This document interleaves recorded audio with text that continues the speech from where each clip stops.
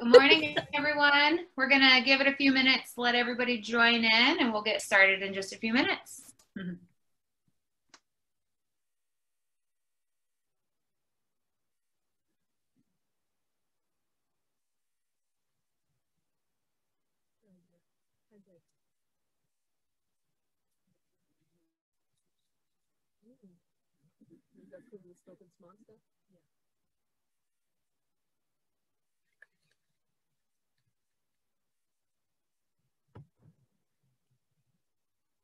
Get the scratchy throat going on.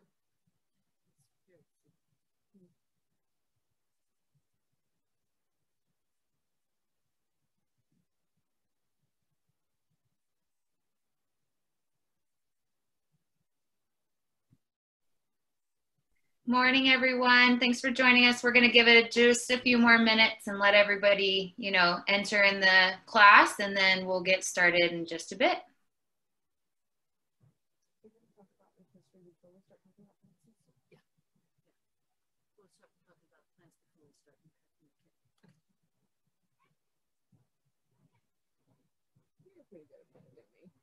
You're pretty good at prompting me. We're talking about plants now.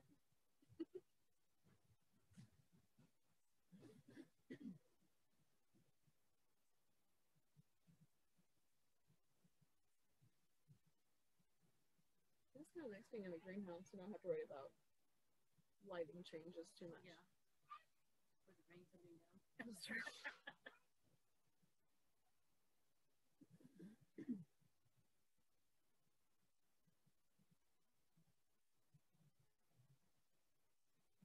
Time?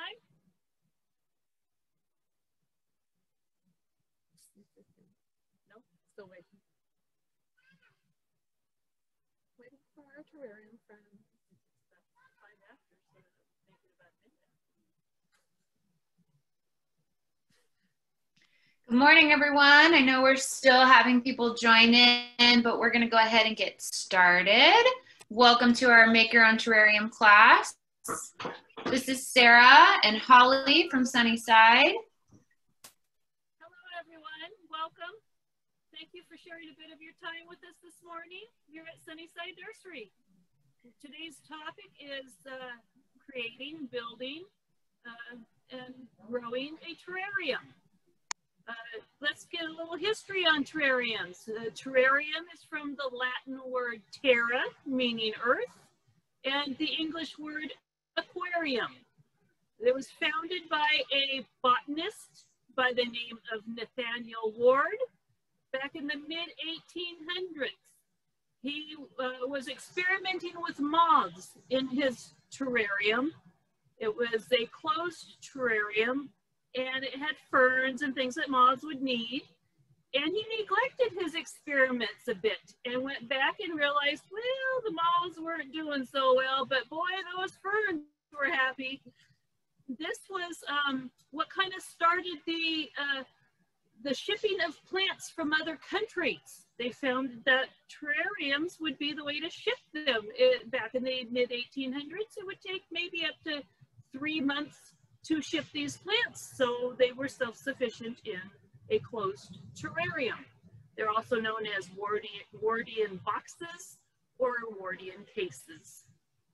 The English eventually decided, why can't we have them in a smaller size, smaller scale in our homes? That's kind of a cool idea of growing plants inside the house without really having to do too much to them.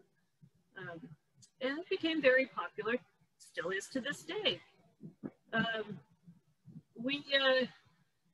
There are 2 different kinds of terrariums. There is a closed terrarium, which, as I said before, is self-sufficient. What it does is, with the moisture that you've added to the soil, the plants will bring up that moisture into their foliage. It will evaporate that moisture through the foliage into the environment of the closed terrarium, drip down the sides, and repeat. So it is self-sufficient in that way.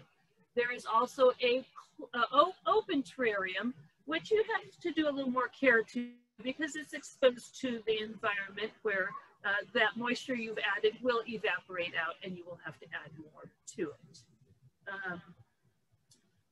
Let's see, there are, let's start talking about some of the tropicals. We can do a tropical terrarium or a succulent terrarium. For the tropical, we've selected a peperomia, pepper face, a Terrace ribbon fern, a Strobianthus Persian shield, a ribbon Dracaena, a Fittonia nerve plant, and a Pilea peperomoides. Croton. Nice fall color. For the succulent, for options for that, and there's so many more options than this. This is just a few that we're going to just show you. This guy that's in the big pot. That is a calico heart. You can see the little shape of the foliage are little heart shapes. Tall guy. That is a Chinese dense cap. Kind of a fun little succulent. That tall part of it is the bud. It's getting ready to bloom. That is an echeveria, or some people say echeveria. That is a little turtle vine. So cute. And that is a copper tone succulent.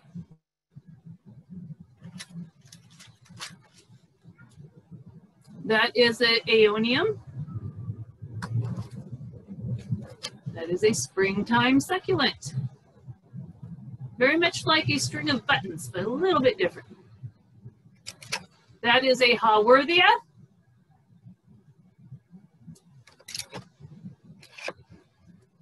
And panda paws, a little fuzzy. Petable. That's an aeonium kiwi. Nice colorful foliage on that one.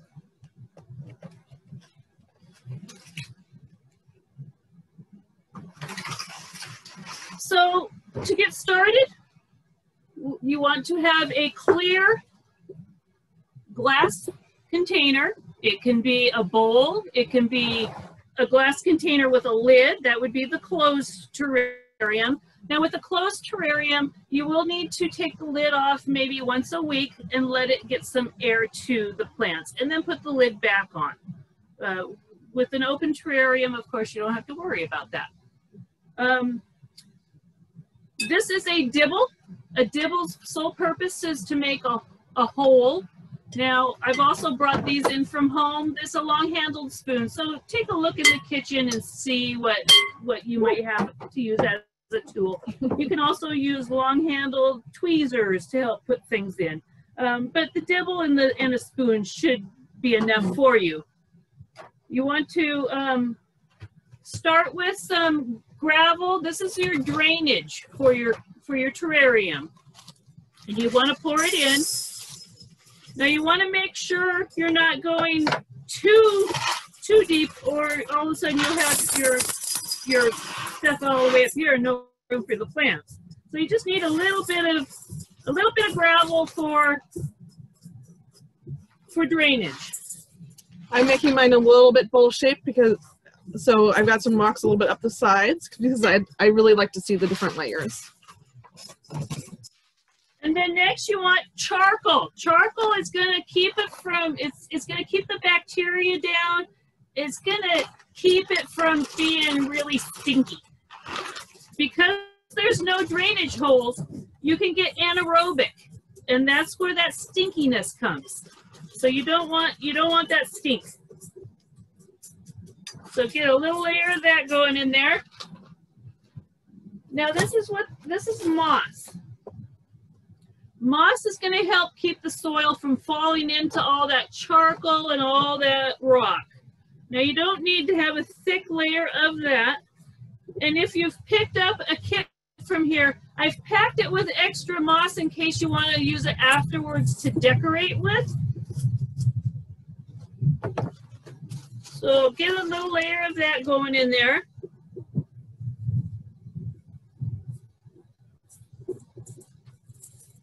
And like Sarah said, you want to see your little layers of what you've added. That's part of the decoration of a terrarium. It's definitely one of the messy parts. We'll have to vacuum out after this if you're doing it inside. Make sure you're putting something down to collect your mess. All right, now, Sarah's going to build a tropical one, so that's going to require potting soil. Potting soil is going to have more peat moss or cocoa coir to retain more moisture. Tropicals will need that extra moisture. Now I'm using succulent or cactus mix because I'm going to do a succulent bowl. Cactus mix requires more sand and more pumice or perlite for better drainage. Very important that the succulents do not just sit in a wet container. That's why open terrariums are best for a succulent garden. So you want to put in enough soil so that there's room for your roots. And just kind of play around with that.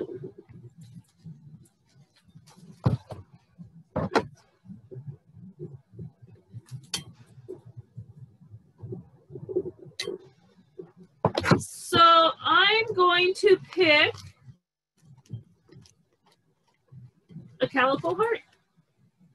I just love these plants. They're really fun. Now you don't need to have that whole wad of roots in the soil. Break it apart a bit. Get rid of some of that. You've already added soil to your terrarium, so you don't need all that extra. Dig a little hole with your spoon or your dibble. Now you don't want the foliage to touch the side of the glass. You want to get that secured in there. Using your tools, that makes it easier to reach in there. I tell you, these long-handled spoons really make a difference. They do. They're a little noisy when I'm knocking it against the glass. A little noisy, yeah. What did you pick? You picked the ribbon fern. Mm-hmm. I think for a little bit of different color and to go with that calico heart, since it's got a burgundy edge to it, I'm going to put an aeonium in there. That'll make a nice contrast. Again, getting rid of some of that foliage around the root system and creating a hole. I'm going for a little bit of a fall colored theme, so I'm going to trip over the Strobianthus. Strobianthus, this one happens to have some nice purple hairs on it, so. It's a very fuzzy decorative plant. We sell it as a house plant as well as an annual for the spring and summer. Very showy indoors as well as outdoors. So I got my aeonium planted. What else do I want to go with this? Let's see. I think I will do the copper tone. That goes nicely with the burgundies and the greens. Again, I'm taking away some of that excess soil. Creating my hole. Now, when you're done with this, it's always fun to think about a theme or decoration. So you can look around your home, go to the dollar store, see what kind of a theme you want. Or you can come here for a decorative rock. We do have that. So I'm getting my little springtime in there. or my copper tone, sorry. I added a croton for that fall color. And It's got the orange and yellow tones on it. I'm feeling I need a little extra soil. So my little spoon actually is like a little shovel. You want to get those roots secured in there.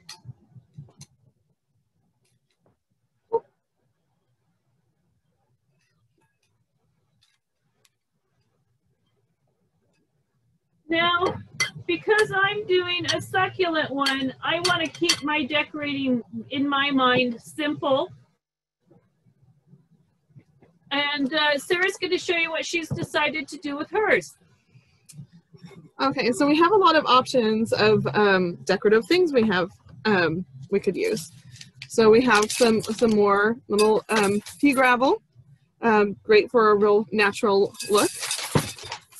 We can go with something brighter, like the sea glass. This is more of a lava rock, little orange tones in there. I'm going to go with the more natural rock for mine. Being careful, I'm going to cover most of my soil with this, maybe leaving a little bit peeking through just for aesthetics.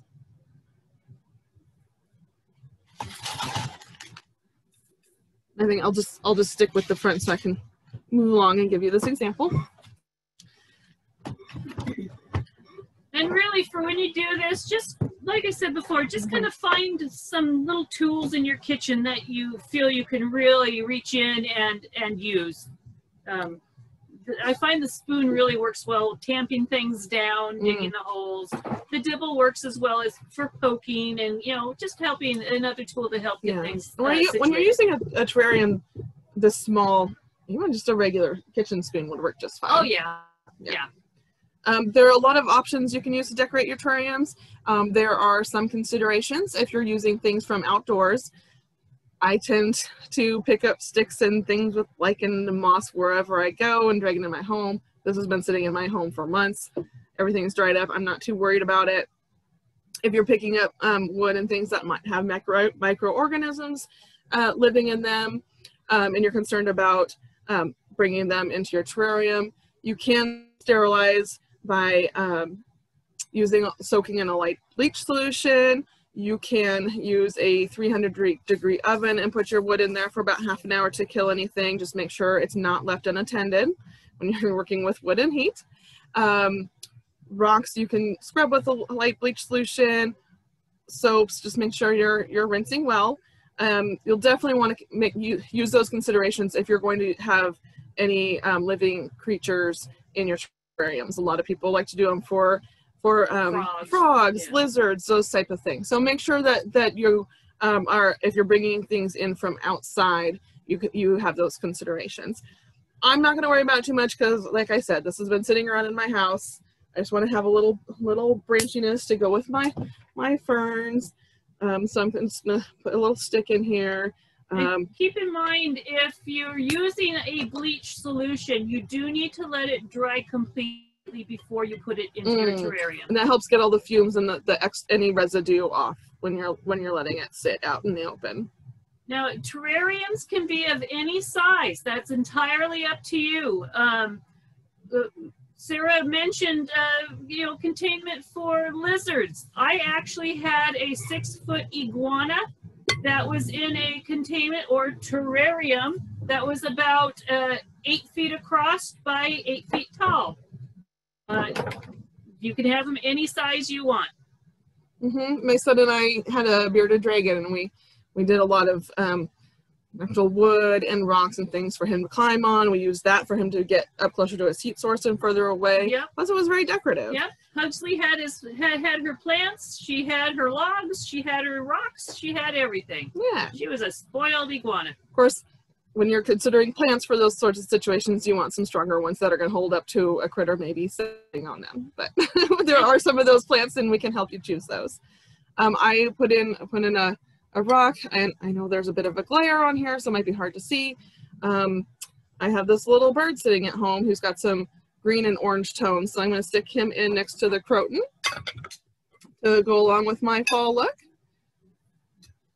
Other things you can decorate with, you can absolutely use your imagination. We have some cute little fairy garden kind of things. You can use figurines from your favorite movie or game.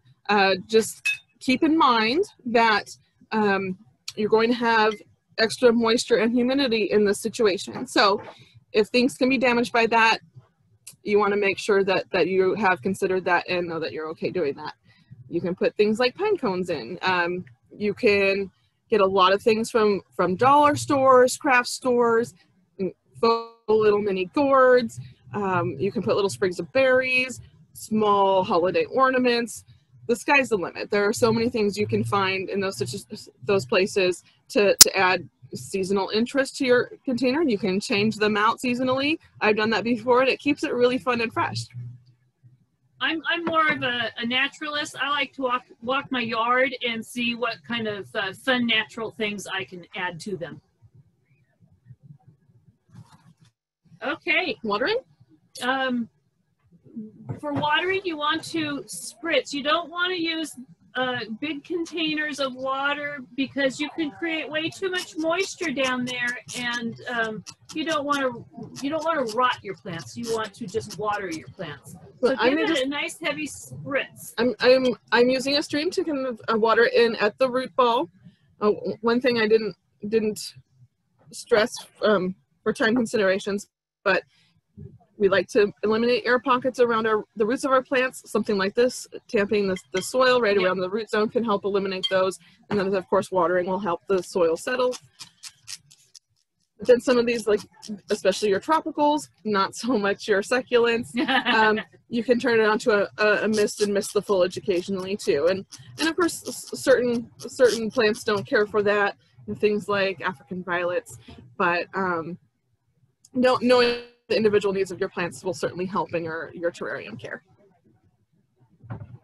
Now keep in mind, succulents do not like to stay wet like a tropical terrarium would.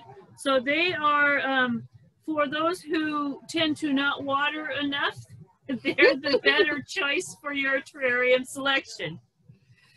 You want to show the top of so they can see? I'll see if I can tip this a little bit so I can show it. You can see the plants in there, see a little bit, there's a little bird in there and the rock. Now I kept mine very simple. I think of succulents as a desert kind of thing.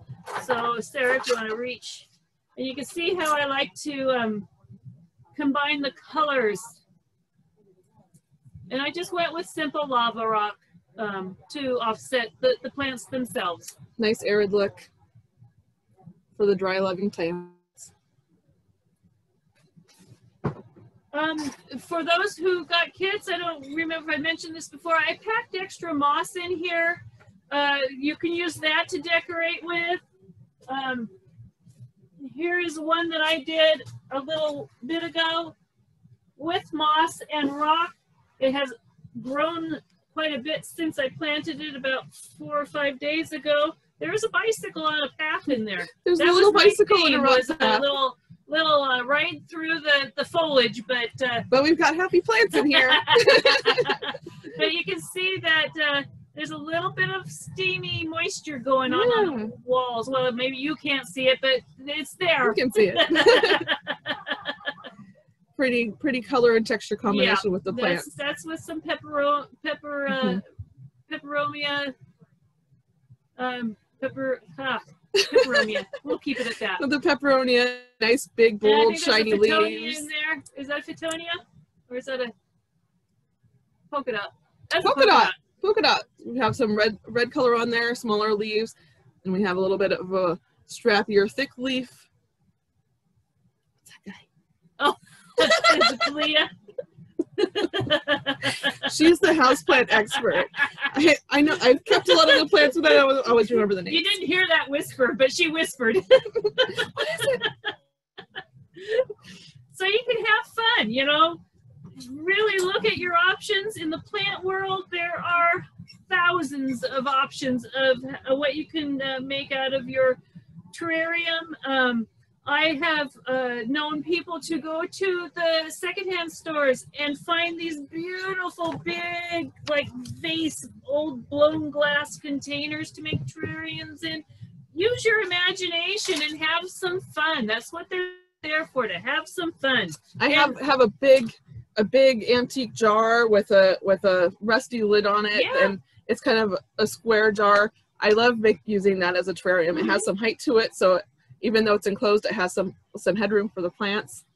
I have one at home that it's about 3 feet tall and narrow. It's like a cylinder, and I wanted that to have layers so that a small lizard could have some fun, you know, some roaming room. Well, you can get a lot of those different cylindrical vases at floral supply and craft stores. It doesn't have to be meant for a terrarium, for sure. Keep your eyes and your imagination open. The big part of it is the imagination. Very, very important to have that fun and that imagination. Nicole, do we have any questions? Yeah, so I have a few, but just a friendly reminder, if Sarah can say something first, it helps us in terms of hearing something when I'm done. So can you, before we start on questions, can you maybe show us both the tropical terrarium and kind of go through each plants that you chose, both the botanical and the common, and then do the same thing for hollies so that we can see that one up close? Okay, again, I'm going to have Holly give those botanical names for sure, but should we start with the one that I planted? We've got the Terrace Fern. Terrace Fern, also known as a ribbon fern. And then we have the Croton in there. The Croton. Oh geez. Now you're going to have me do a math thing. Craton.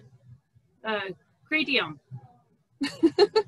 And then the Strobianthus. Strobianthus, purple Persian shield. That's the fuzzy purpley one. And then we're gonna do the other tropical. No, let's just do this. Okay. We'll go to the succulent. Aeonium. Yeah, I'm not sure what the common is for that. I know the botanical. Yeah, I think I've heard certain names of like variety names, but I can't remember what they are. And then the calico heart is Andromechius. What else did I put in there? Oh, copper tone. I actually had to write that down because my mouth doesn't want to say it. Nuspomerianum. Nuspomerianum. The people naming these plants didn't necessarily make them easy to say. Oh, I have trouble pronouncing words anyway, so Nuspomerianum is really a hard one for my mouth. Go back to this guy, the previously planted tropicals. And that's the Peperomia pepper face. And Hypocetes is that's what I used, right? A Hypocetes, the polka dot plant. Which I remember that because it always has hippo in the name. And the Pilea silver something.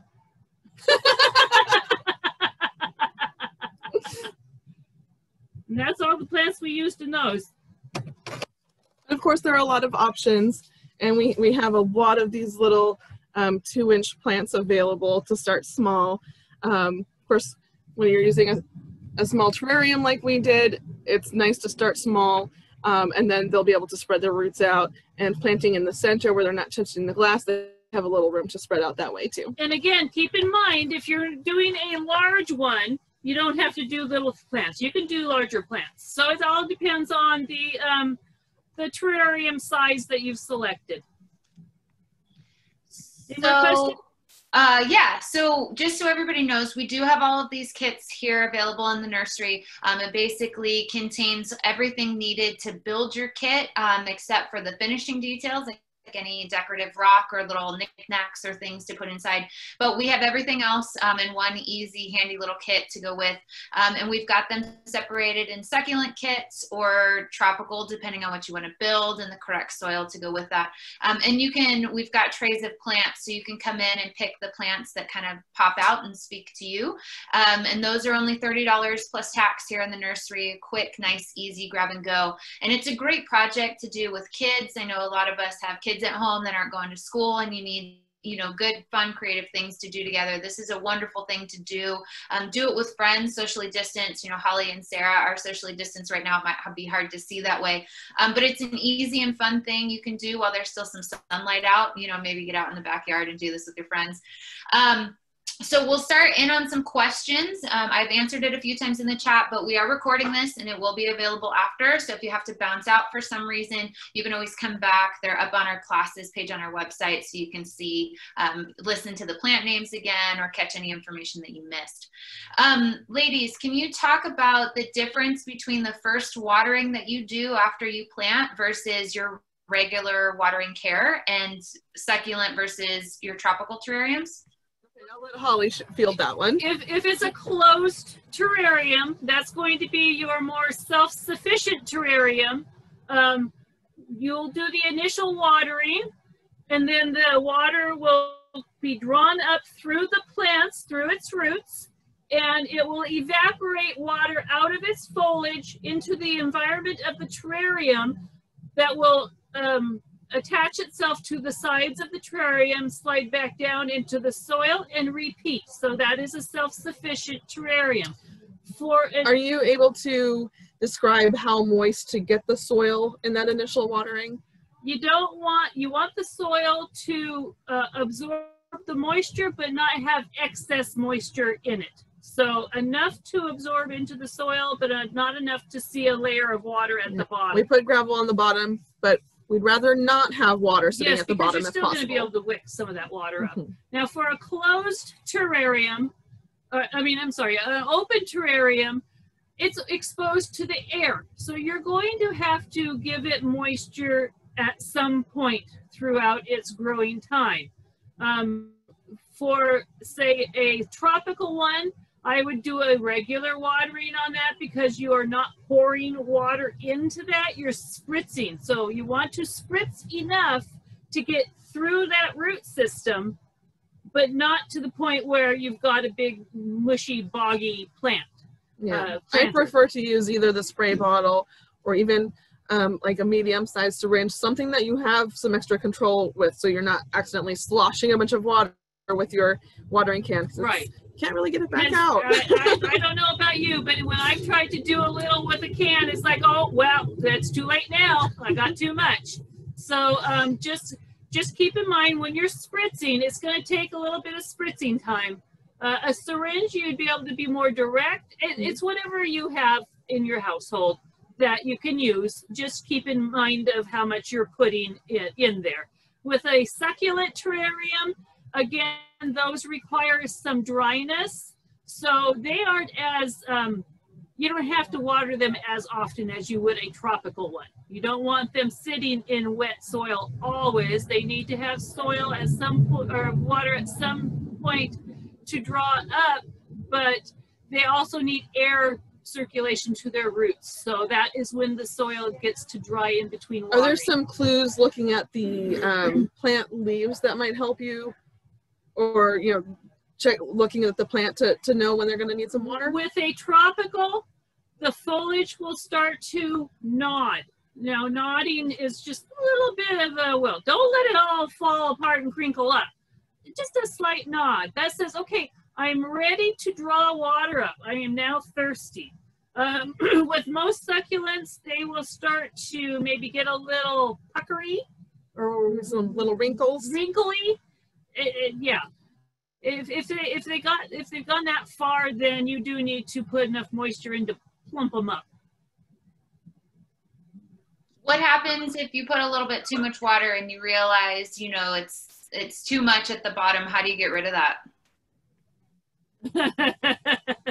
Well, since there's no drainage and there's no way of getting down to that water, you can with a spoon or something, scooch an area aside and get some paper towel in there to wick it up and then scooch it all back in. But that's the only thing you can really do. It could be a little helpful to increase airflow. So as the leaves are letting some of the moisture out, it's taking it away from the going leaves. Back in, yeah. So you maybe a little fan over the top for a few days.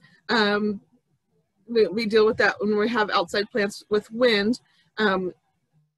When the leaves are transpiring, when they're letting out the little puffs of moisture, if it stays humid around the leaves, they're not going to put out as much. But if you get rid of that humidity, it's going to draw more through the plant and release more. Yeah. So that can help some too, if you maybe have a little bit extra airflow, so they continue drawing moisture through and putting it out rather than just having it settle at the bottom. Yeah. Do the terrariums that have the lids, are those a little bit more self-regulating in terms of water? Do you? Yes, they're more self-sufficient. Having a closed terrarium, like I explained, they bring the water up, eliminate it out in the atmosphere, and then repeat. So they're basically rewatering themselves. But with those, you do maybe once a week need to take the lid off for maybe an hour and let it have some air and put the lid back on. Get some of that stagnant air out, Yeah. Get some fresh stuff Yeah. in.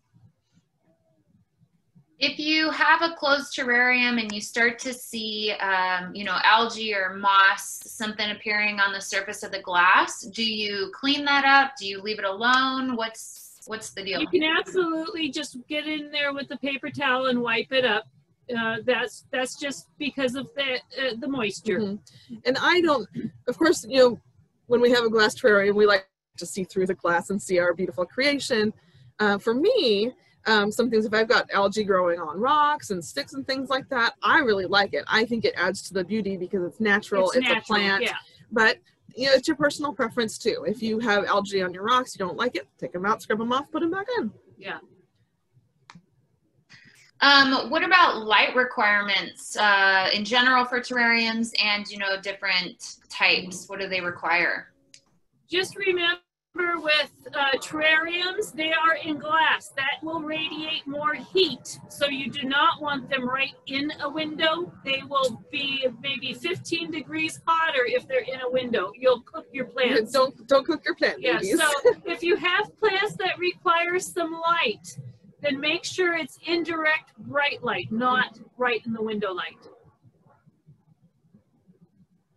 What about pruning? So how do you take care of them once you've planted these? What do you need to worry about and in terms of pruning? And then when do you need to worry about transplanting into a bigger container?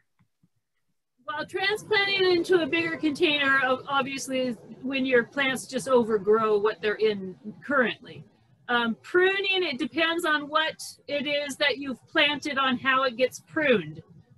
So, say with a fern, they're easy to prune. You just go right down the stem on the taller ones that are coming out and clip above the next leaf. So again, it depends on what it is you've planted on how to prune it. You're always welcome to shoot us an email. Yep.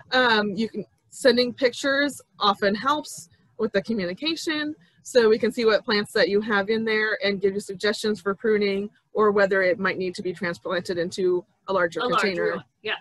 And you may not have to transplant everything at once. All of your plants grow differently, grow at different rates.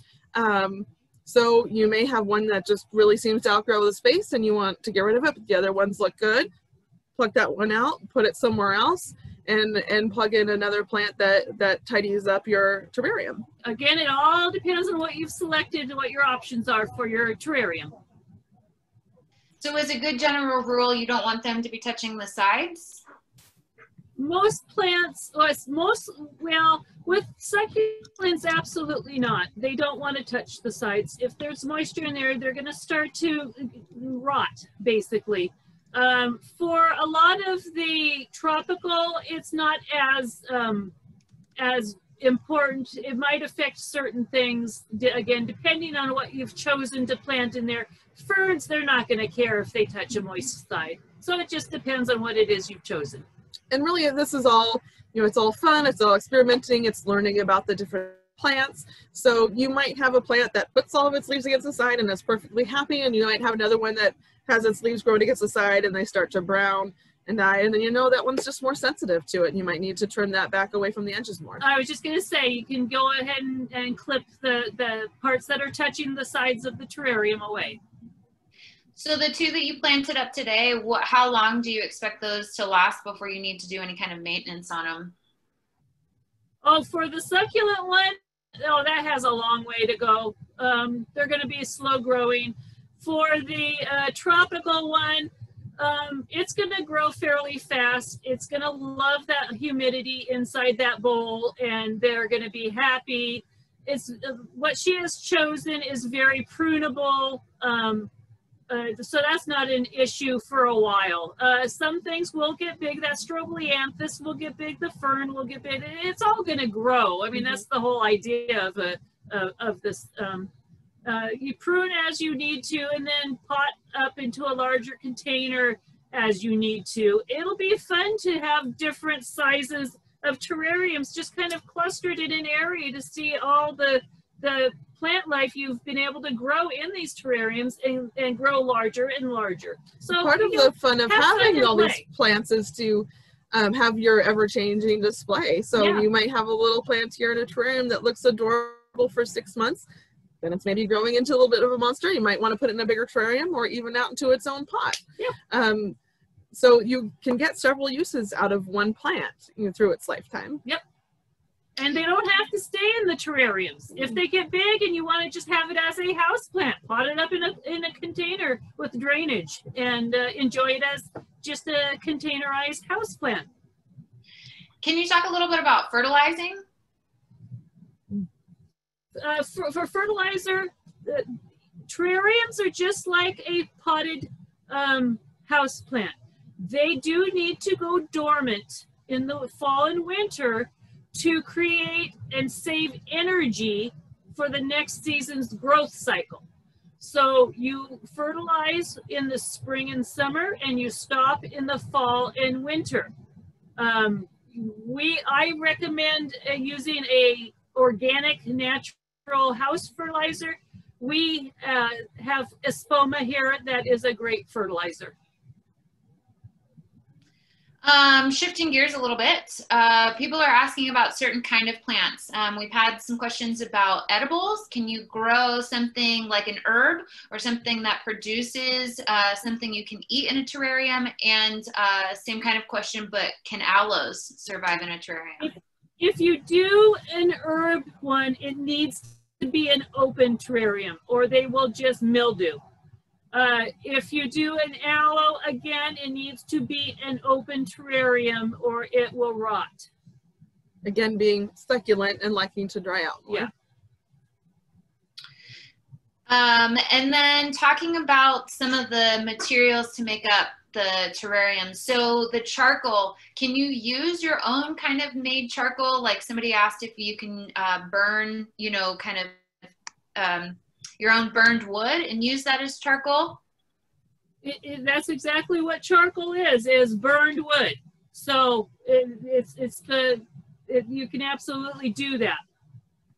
Will you need to add more charcoal at all over the course of the terrarium's life? No. What about the topsoil, specifically for succulents? Do you want to use mini pebbles or bark? For the soil itself? Or yeah, for the top, like the top layer, I suppose. For succulents, I would use anything that would not absorb moisture. So moss would not be good for a succulent because that will retain moisture. So sand, rock, glass, anything that is not as porous as, say, the moss would be. It's something like a beauty bark or something like that. You could use for the tropicals because it's going to hold on to some moisture and it's going to keep it close to the plants. Not good for the succulents. Great for a tropical. Yeah. And when you're adding finishing touches and decorations and stuff, are there, I know we kind of talked about this in the beginning, but can we retouch, how do you, any sort of sanitizing or cleaning, things that you want to make sure of to do before you bring outside stuff in? You can, if you're gathering things, natural things outside, and of course you can get on the internet and find a lot of information, but there are different ways you can sanitize with a light bleach solution or some light, say, dish soap in water. That works well for your rocks and things that are not maybe as porous, maybe not as likely to have critters living in them. Plus, it's also good to not add a bunch of heat to things like rocks, because sometimes they can break apart or explode. So I prefer to go that direction with when I'm doing rocks. And again, remember, when you're using bleach to disinfect, let that object dry completely out before it goes in the terrarium. Dry, sit out in the open for at least 24 hours. Make sure that I don't smell any of that bleach residue. This is going to be even more important when if you've got animals in there, but the plants aren't fond of that either. So making sure that as much of that residue is dissipated, the better. If you're using pieces of wood, I used to bring in pieces of wood for my lizard terrarium. I also would bring in stuff. I have a parrot who just loves to chew and shred stuff, but I didn't want to introduce anything potentially harmful, so I would use put my bigger pieces of wood or bark in a 300 degree oven, 300 degree oven for 30 to 60 minutes, attended. Don't do this and leave the house. I've never had a problem, but we want to be safe. You know, wood plus heat can be potentially dangerous, but again, we're going at a pretty low heat at 300. So that I've never had any problems with doing that. I've never had any, scorching of the wood. I haven't ever seen any evidence of any introduction of microorganisms. Oh my goodness, tripping over the tongue at this point. Or other critters coming out, because that heat should have killed everything. And if you reuse, I assume it's okay to reuse old containers, like an old fish tank perhaps, or things that do you need to do the same kind of considerations in terms of cleaning and drying and making sure all of that? Yeah, and especially, again, a big part of my background is working with animals. I've been the pet shop girl and at a veterinary clinic for years. So, and I'm kind of a plant and animal fanatic. So I've done a lot of these wanting to make sure things are sterile and clean when I start out. I love getting used aquariums and terrariums, because of course you're saving a lot of money, and they can stand up for a lot of years. So I have gotten a lot of aquariums that I have used that bleach solution, 1 part bleach to maybe 3 or 4 parts water. Rinse really well afterwards, and let it completely dry and air out before you start building your terrarium. So shifting gears a little bit, bugs, what are things you can do to prevent seeing bugs on your terrariums? And if you do start to see them, what's kind of common, and how do you address those issues? I have rarely have I seen bugs in a terrarium. If you do get bugs, you can use a household dish soap water mix. You can use neem oil. You can use a safer soap. There's insecticidal soap. There's different things you can use. And if that's the case, come on in and we'll show you what you can use. Yes, they're house plants. Same thing as with your house plants that are sitting in containers. They can get things. Things can come inside and infect them. And so we're going to use the same kind of things. Pick our brains, come in and talk to us, send us a picture on an email so we can help identify it and find the correct method of getting rid of them. It all depends on what that critter is, on what you would use. And I think our last question, what about flowering plants? We've talked a lot about foliage plants, but can you use flowering plants in terrariums? You can, and again, it depends on what it is that's flowering. Just remember with, let's say, a closed terrarium, if water droplets get on the flower, that's going to bruise the flower. So you can want to keep that in mind. It would probably be wiser to use an open terrarium if you want things to be blooming. One of the really popular things people like to use for their flowers are the African violets. Yes. And you definitely want them to be in an open container. Yes, those do not like any moisture on their foliage at all. Do you have a specific kind of moss that you need? I mean, are different mosses okay? Can you change the moss out, you know, in between? Different mosses are absolutely okay. This one that we have here is just called a forest moss. It's actually just, it's from the forest floor. You just go out and get that. Any moss will work. Yeah, part of the reason we use this one is because it tends to have a nice sheets that can, you know, lay flat, form that barrier, keep soil from going through it too much.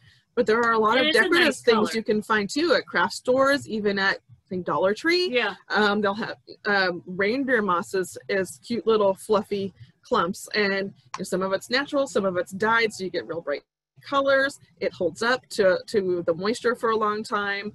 But there are all sorts of different mosses, and they all like the humidity, so they're great for the tropical terrariums. And if you are using it for decoration, you know, it's up to you on which look you want. The forest moss for the layering with keeping the soil from going through the charcoal and gravel. Any of it will work. I have gone outside and picked up moss, taken live moss and put it in my terrariums before. Possibility of introducing critters. I kind of like things to be natural, so I usually, you know, inspect it for any larger insects or anything. But I'm personally not too concerned about those things, and if problems arise, I take care of them as I do. It's nature. Nature is also buggy. It is. We had a question pop up about, since we were talking about African violets, somebody asked, are you able to divide and separate those if they start to get larger than what your terrarium can accommodate? Yes. Now, African violets, they put out little side plants, side shoots, little pups, babies, so that you could separate those ones off. One of the things you really want to look for when you're wanting to divide plants is it go down to one stem that goes in the soil. You can't really divide one stem. No. If you have multiple stems that are going down and it's spreading that way, and these are all growing down in the soil, you can separate those because they're all going to have their own little root systems that separate apart. With African violets, you want to wait for those, what they're called, are pups. You want to wait for those pups to be born, and that's what you would divide. You're going to find that with succulents a lot too. Yeah. Cool. Good to know. So if you have any questions that we haven't answered, please feel free to reach out to us. We love having these one-on-one conversations. Plants are our passion, so we love to talk about that with you as well. Send us an email at sunnysidenursery@msn.com, or come in. We'd love to have, you know, conversations and talk about your specific situations. The kits are available now. They're here in the nursery. If you don't feel comfortable coming in, we're happy to do a curbside order for you. So just give us a call. We can walk you through that. And they'll be available for the next week or two. Next week, we have 2 classes. We're doing fall foliage and winter wonders, things to keep, you know, your garden lively and interesting over the winter months. That's on Saturday at 10. And then we're doing a spring blooming bulb class on Sunday at 11. So be sure to tune in and join us for that. Trevor will be teaching both classes. Our email again is sunnysidenursery@msn.com. Sorry, I said that a little bit fast. There you go, Miss Ruby. And if you have anything else that comes up, you know, rewatch the video as you're making your own, or reach out to us if you have any questions. We'll post this video either later today or first thing by tomorrow up on our classes page, up on our website. We really appreciate everybody joining us. Thanks so much, and we hope to see you around the nursery. Bye, everyone. Bye.